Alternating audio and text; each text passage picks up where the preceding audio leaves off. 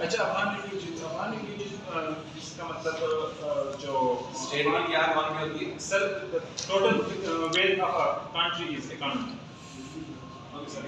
Okay جو افغان میں ریفیوجیز تھی وہ مطلب ہمیں پتہ ہے کہ افغانستان تقریباً 60 سال سے زیادہ عرصے میں جنگ میں رہا ہے. تو پہلے جو تھا وہ رشیا آیا تھا افغانستان میں اور اس ٹائم جو تھے 0.9 ملین افغانوں نے پاکستان میں مائگریشن کی ہے جس ٹائم 1978 پاکستان کی جو جی ڈی پی تھی وہ 6 پوائنٹس اور جو اس کے بعد جب مائگریشن کے لوگ آئے یہاں کے ریفیوجیز آئے تو اس کی وجہ سے ڈیفیسٹ مطلب کمی آئی جی ڈی پی میں اور جی ڈی پی آئی 6.38 جو مطلب اس میں ڈکریز آیا تھا.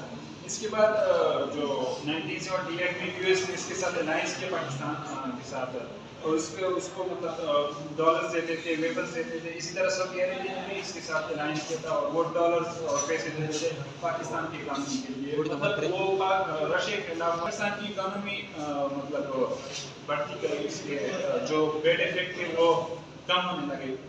لیکن انٹرسٹنگ بات یہ ہے کہ ایک ملک اکانومی مطلب ایک ملک اکیلے میں اس کو اسٹیبل نہیں کر سکتے وہ ریجن پہ ڈیپینڈ کرتے ہیں. اگر کسی ریجن میں امن نہ ہو تو مطلب تمام اسٹیٹس کے کانٹریز کی جو اکانومی ہوتی ہے وہ اس سے افیکٹ ہوتی ہے. لیکن وار کے دوران مطلب جنگ کے دوران پاکستان کی اکانومی آگے بڑھتی ہے جو کہ انٹرسٹنگ چیز ہے. اچھا اس کے بعد 1989 میں پاکستان کی اکانومی جو تھی وہ 46.3 بلین تک آئی ہے جو کہ مطلب 10 سال پہلے یہ 6.38 تھی اور 10 سال کے بعد یہ 46.3 بلین تک آئی ہے. اس کے بعد یو ایس وار افغانستان جو پہلے 1999 میں اس نے اسٹارٹ کیا تھا اس ٹائم پاکستان کی اکانومی 60.8 بلین تھی لیکن جی ڈی پی 60.8 بلین تھی. لیکن افغانستان مطلب وار جو تھا اس میں پاکستان نے امریکہ کے ساتھ الائنس کیا اور امریکہ نے اسی بیس پہ الائنس کی بیس پہ اسے ڈالر دینے شروع کیے اگینسٹ افغان طالبان پاکستان طالبان. تو اس نے ایک دوسری پالیسی ایف ڈی آئی کیا ہے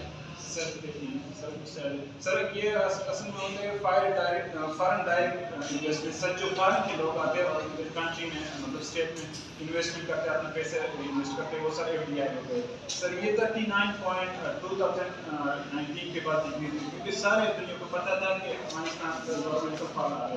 جب طالبان کے ساتھ شروع ہوئی تو مطلب دنیا کو آلموسٹ کنفرم تھا کہ بس اب پاکستان کی سیف نہیں ہے ہمارے کاروبار کے لیے. تو اس نے اپنا کاروبار جو ہے وہ نکال دیا پاکستان سے اور اسی 39% تھا اس میں ایف ڈی آئی میں ڈکریز آیا. اس کے بعد آتا ہے long term and non derivative investment. یہ ہوتے ہیں کہ مطلب آپ کو دوسرے ملک جو ہوتے ہیں وہ بغیر سود کی قرضے دیتے ہیں. تو اگر آپ دیکھا جائے تو 2019 میں جو ورلڈ بینک تھا اور ٹریڈ ڈیفیسٹ سر ٹریڈ ڈیفیسٹ یہ ہوتے ہیں کہ سر جب ہمارے مطلب انکم کا یہ سر جو ہمارا انکم ہوتے ہیں اور سر ہمارا لاگت ہوتے ہیں اگر سر اس کا ہم بیلنس کریں اور سر اس کے بعد جو نقصان آتے ہیں سر وہ ٹریڈ ڈیفیسٹ کہلاتے ہیں. 2019 اور 20 کا ذکر کیا ہے اس میں کیا یہ ریڈنگز آ رہی ہیں سر یہ 2018 to 2019 ٹریڈ ڈیفیسٹ وہ 1.68 بلین تھا.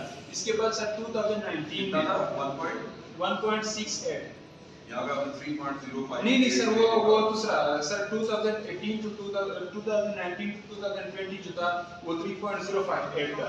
اس کے بعد سر 2020 میں جب طالبان کے ساتھ ٹاکس ہوئے اور وہ اس نے مطلب ایکسیپشن دے دی تو سر یہ ٹریڈ ڈیفیسٹ جو تھا وہ پہنچا 37 بلین تھا جو تقریباً 10 یا 12 گنا یہ زیادہ ہوا.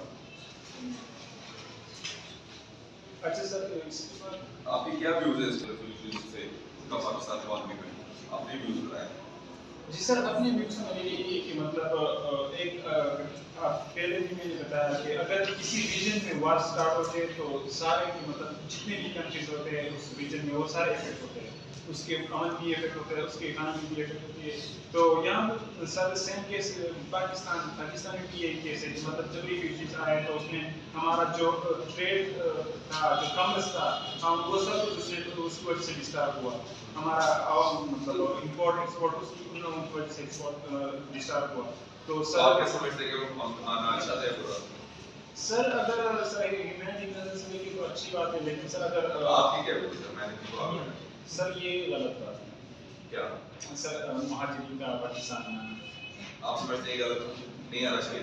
جی سر، سر کیونکہ ہمارے اکانومی بہت اس کا بڑا افیکٹ ہوا. اب دیکھیے 2019 میں 3.5 بلین سر اس کی ٹریڈ تھی، اب 37.8 بلین ٹریڈ.